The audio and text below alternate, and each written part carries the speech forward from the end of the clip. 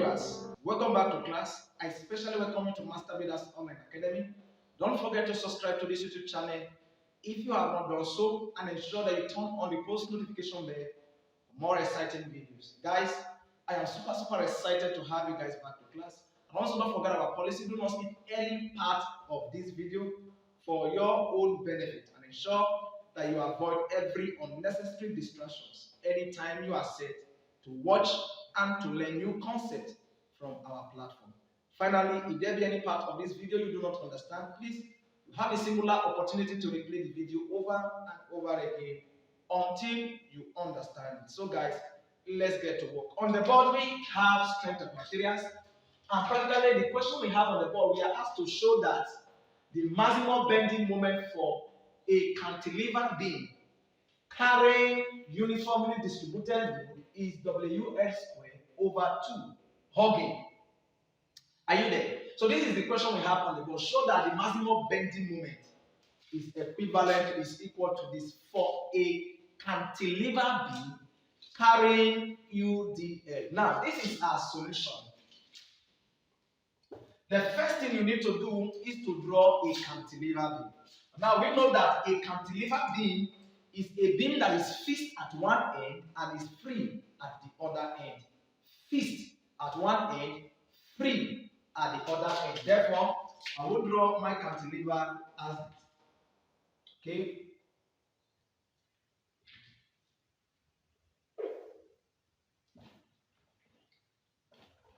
So this is my cantilever beam, where I call this point A, and I call this point B. And now the cantilever has a span L, a distance L. Okay, this is the span, the length of the cantilever beam. This is the fixed end, this is the free end. Now this is a cantilever without loadings. But the question says that this cantilever is carrying a uniformly distributed load, UDL. Now this is how we distribute loads on a system. So this is uniformly distributed load, and this is the load. Small letter Q, kilonewton per meter. Alright, this is what we have. Now, from the question also, we have that this moment is hogging, with or without being told. You understand that all the moments that you can possibly have for a cantilever beam is negative, irrespective of the loading. For all cantilever beams, we have negative moments.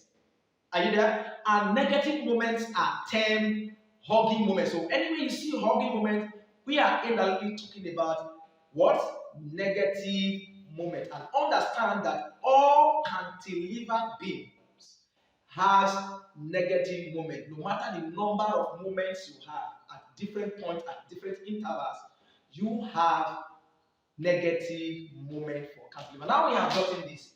Okay, the first thing we are quickly going to do here is to obtain the support reaction. Of course, we don't really need the support reaction. So the support reaction, this is the only support. Then we have reaction at A. Now, for me to be able to obtain the reaction at A, I need to know these loadings. What will be the sum of this loading? Now, understand that anytime you are dealing with uniformly distributed loads, the first thing you do is to convert the distributed load to a point load, which we also know as concentrated load, a load that is acting at a point. And for you to convert a UDL to a point load, all you simply do is to multiply the load by the distance or the span it covers. So we see that this is a cantilever beam that is loaded all through with a span of L. So for me to find the reaction at A here, I definitely know that reaction at A, which is arrow E, will be W multiplied by length, and therefore reaction at E is equal to NWL. This is the total reaction that is responsible in this structure under the influence of this loading. Now the question says that we should find the maximum bending moment. So the next thing we are quickly going to do is to obtain the maximum bending moment. For us to be able to obtain the maximum bending moment, we understand that for cantilever, analysis in cantilever starts from the free end. We said that we have a fixed end and we have a free end. So anytime you are analyzing a cantilever beam, all you need to do is to analyze it from the free end. And from that free end, we will take a distance called x. So we take a distance called x, and we are going to take a moment about that distance. We will call that moment mx. Alright? Now this is the section. Section x, x. So what I just mean is to consider a distance x from the free end B. Alright? So we just consider a distance. Now, what do we do? All I need to do now is to put that now. Listen carefully, okay? I want to work it out somewhere here. This is what we now have. This is B. From here to this point is X. And now don't forget the load still remains as W. Okay? Now please follow me so that you get it clear. Now at this point, listen carefully. This is the part we just take at a distance X. We ignore the remaining part and just take only this part. Now we are taking moment at this point. Are you with me? We are taking moment at this point, and that moment is mx. So what you need to do is to pull down mx. Then, now listen carefully. When we take moment at this point, understand that this system only contains loads. There is no reaction here. Alright, so we only have one system of load here, which is the distributed load. So the first thing you do to this load is to convert it to a point load. Now to convert this load to a point load, I will simply multiply this W by X. Now this load will now be acting at the center. This becomes WX. Understand that anytime you convert a UDL to a point load, that load will now be acting at the center of the span. Are you there? So if the span from here to here is X, and I now converted the load to a point load, the load will now be acting at the centroidal axis, which is at the center of the span. So that is to say, this load now is at a distance of X over 2 and X over 2 from both ends. Are you here? So it's now acting at a distance of X over 2 and X over 2 from both ends. Understand that first, convert to a point load. Once you convert to a point load, it will now be acting at the center. So to the left and to the right end, we have equal span. Are you there? Once you convert a UDL to a point load, so all I need to do is to divide X by 2, which I have X over 2 to the left hand side and S over 2 to the right hand side. Now to obtain the moment at this point now, it will now become this load multiplied by what? This span. First convert to point load. So we therefore have that this becomes negative. Understand that this is what? A cantilever. So we are going to have the load as W multiplied by X, then multiplied by half of the span. So if this is the span, then take half of it. Finally, we have this as mx is equal to minus wx over 2. This is the general equation to obtain any bending moment for a cantilever beam at any span. Now we know that this beam has a span of what? L. So if, for instance, I am asked to find the moment at a distance of this, that means I need to divide it. I will substitute L over 2 in place of X. If I am asked to find the bending moment at a distance of this, I will substitute L over 3 in place of X to get the moment there. If I am asked to find the moment at L over 4 or 2L over 3, anyone here, all I need to do is to replace X by any of these span that I'm given. But this question states that we should find the maximum bending moment for what? A cantilever beam. Now listen carefully.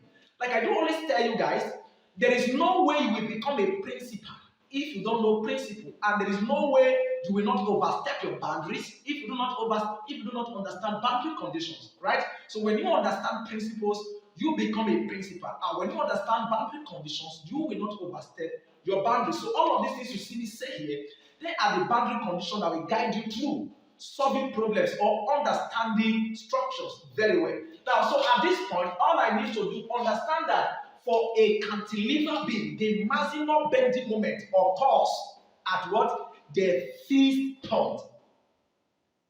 We said that cantilever, one end is free, the other end is fixed. And now the analysis starts from the free end. So in this case, understand that for every cantilever beam, the maximum bending moment occur at the fixed end. That is to say, if I want to take my S now, and this is the point where analysis is that S will have become L. If I move from B to A, that means I cover the entire span. Therefore, the maximum bending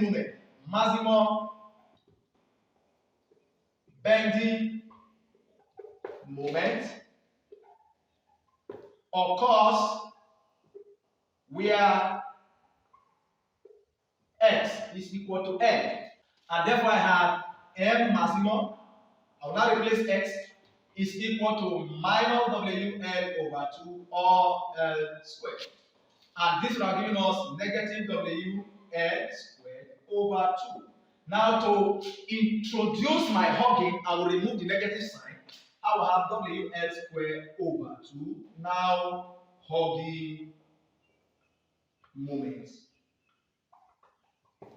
This is what we are asked to show. So 3 things you need to know when you are dealing with a cantilever.